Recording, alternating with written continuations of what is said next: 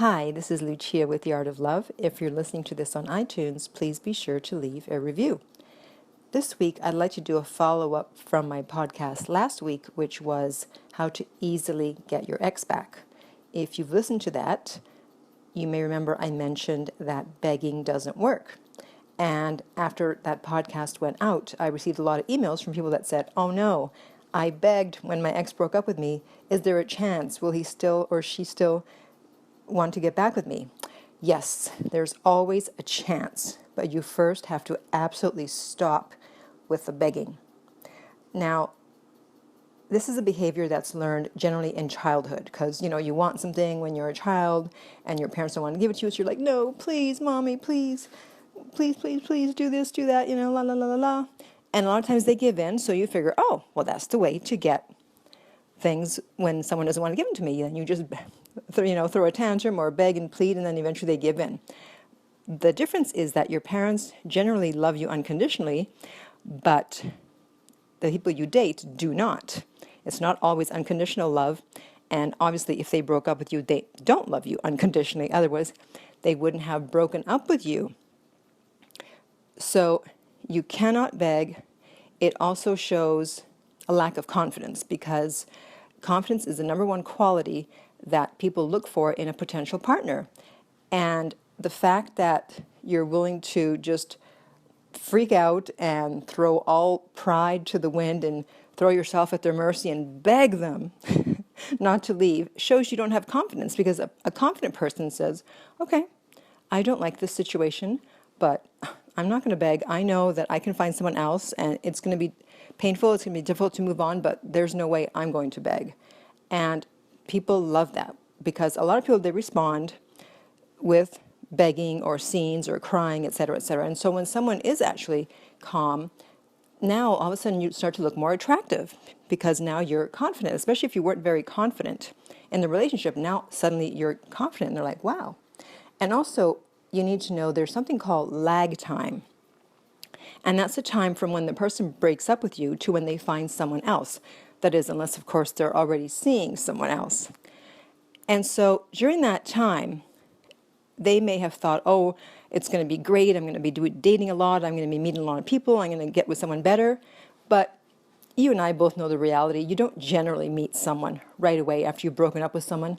And you go on a bunch of bad dates. And so they're going to start to have doubts, and they start to wonder, I wonder if maybe I shouldn't have broken up with them. Because if you recall from last week, I said no one is ever 100% certain that they really should break up with you, or nor are they 100% agreeing that they should break up with you, but they feel they need to, and so they do.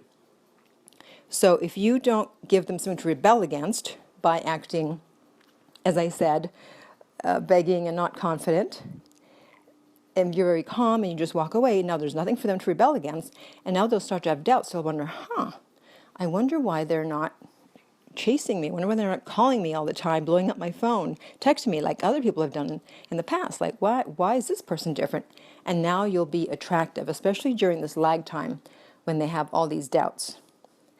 Now, to give you a short little story, we've all begged someone that has broken up with us, including myself. Yes, I know, it's hard to believe. It happened when I was 29, and it was completely unexpected, although if I knew then what I know now, I would have seen that it wasn't unexpected. I would have seen the flags. But I didn't, which is, of course, why I'm now a dating expert. And so someone broke up with me out of the blue on the phone, and I was like, no. I can laugh about it now. I'm like, please don't break up with me. Please don't break up with me. That was the first and last time I've ever begged. And of course, it didn't stop. It didn't stop him from breaking up with me. Of course, he still did it. And luckily, I recovered about an hour later. All of a sudden, I came to my senses, and I'm like, what the hell am I doing? What's this begging? I'm not going to beg. It's like, okay, fine. If he's not interested, who cares? I'm not doing that. So when he called a couple of days later, because he was a nice guy, and he was checking up on me to make sure I was okay since I made such a scene over the phone, and he calls and he goes, I'm just checking to make sure you're okay. He was kind of sheepish. And I had a totally different attitude. He probably thought I was crazy because I went from, one extreme to the other. And I was like, oh, hi, oh, I'm just good. I'm great. How are you? And I said, yeah, I was kind of surprised about the breakup, but now I'm good. It's okay, no problem. And okay, well, nice talking to you. Got to go. Goodbye. And wouldn't you know it, 2 weeks later, he called back and he wanted to get together. So if you have begged, the good news is that it is possible to get back with the person, but you absolutely have to stop it. And in the future, remember that begging never leads to anything good. No matter how much you want to do it, you have to control yourself. And it's not going to come easy. It's not going to happen right away. You'll probably mess up a few times, but eventually you'll be able to get to the point where someone says they're going to break up with you, or someone says something you don't agree with, and instead of freaking out, throwing a tantrum, begging, whatever, you just say, okay. And you can always freak out later. Don't freak out now, freak out later. So if you have any questions, you want personal coaching with this, I am available for that. You can reach me at my website, theartoflove.net. And in the meantime, remember that love inspires, empowers, uplifts, and enlightens.